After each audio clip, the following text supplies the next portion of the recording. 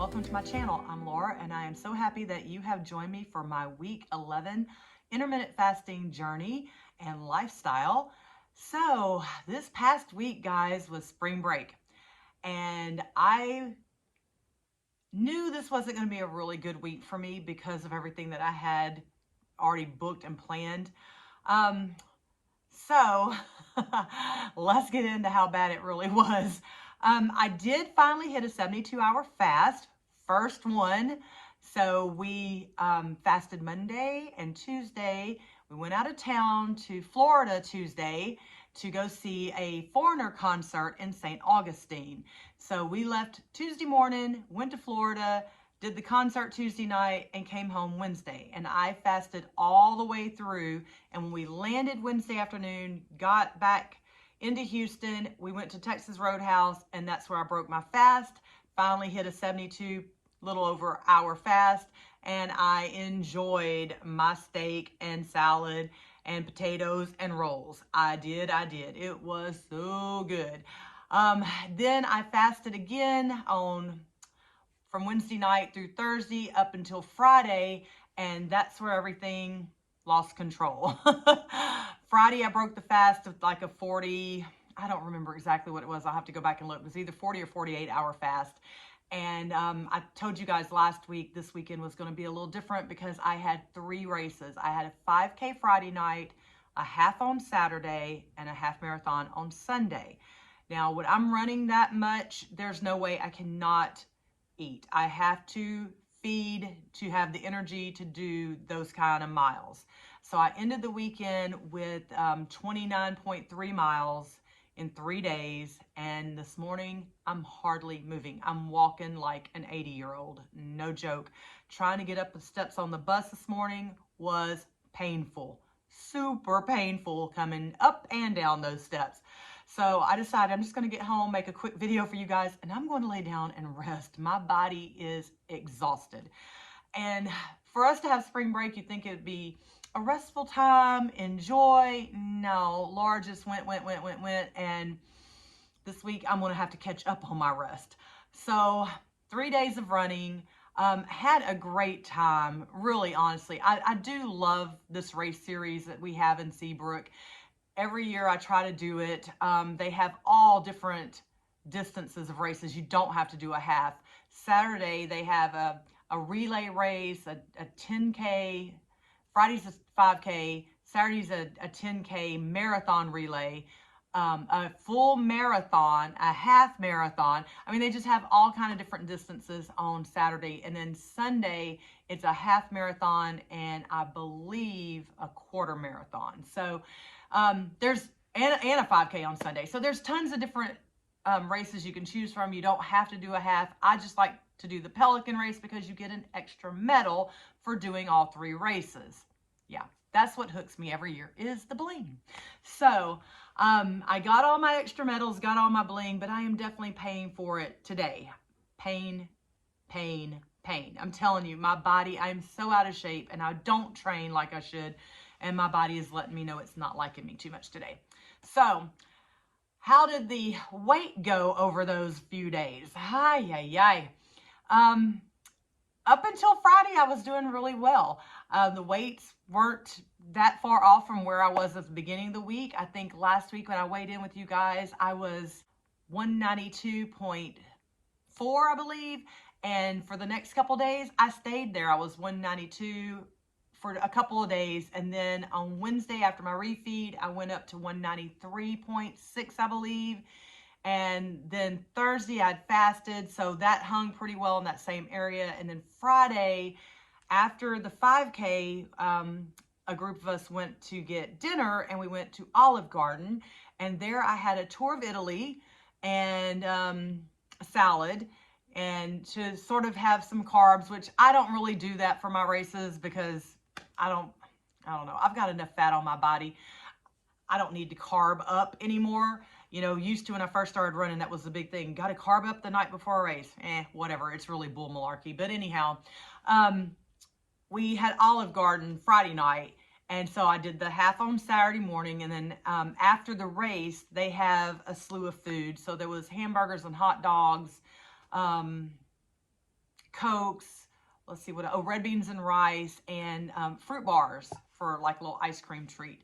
So I ate after the race on Saturday, and then Saturday night, so it was my son-in-law's 40th birthday, and he also is a twin, so they were having a birthday party together, and they held it at this restaurant. So we went there Saturday night, enjoyed some time with the family, got to see the grandkids and my stepdaughters, and get some good old hugs and kisses from everybody. And that night I ate beef fajitas while we were there and had a margarita. Yep, I had a margarita. So Friday I ate, Saturday night, and Saturday I ate 2 times Saturday. And then Sunday comes around and I did another half marathon and same type foods after the race. I had a hot dog that day with the fruit bar and a Dr. Pepper and red beans and rice. And then Sunday night I had chicken fajitas. Been in a fajita mood apparently.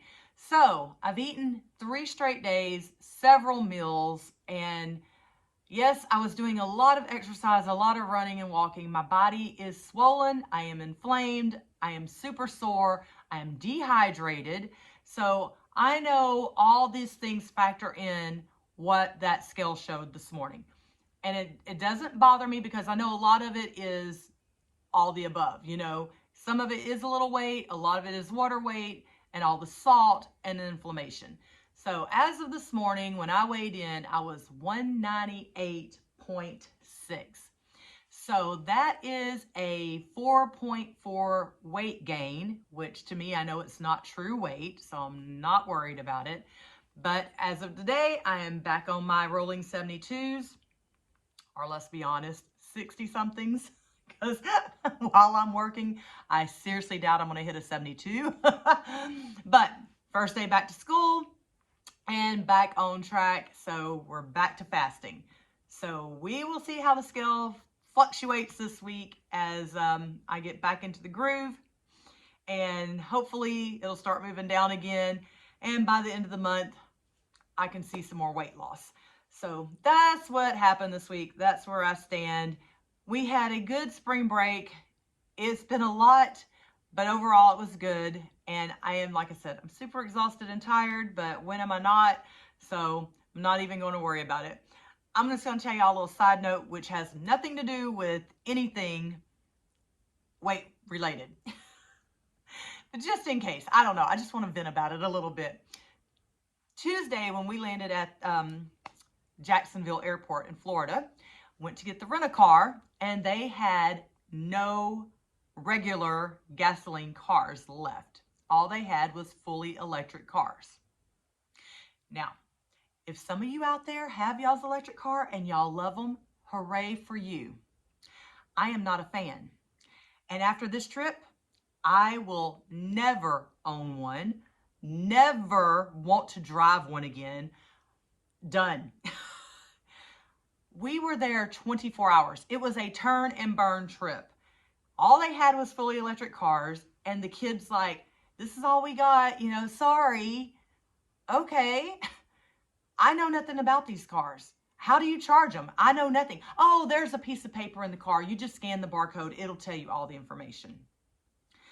These cars are only good for about 240-ish miles for a 80% charge or whatever. You're not supposed to charge it past 80%. It ruins the battery if you overcharge it too much, blah, blah, blah, blah. You know, I'm finding all this stuff out as we're driving down to St. Augustine, and my daughter's reading up on it.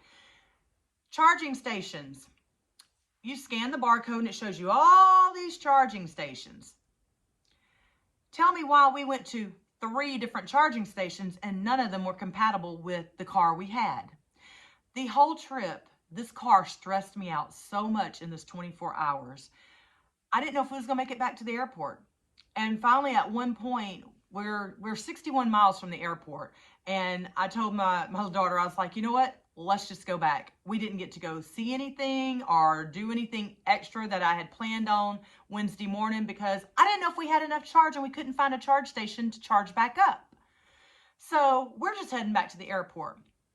Well, about halfway, I see a Buc-ee's, and I'm like, you know what? I need to stop and get coffee because, I'm fasting this whole entire trip.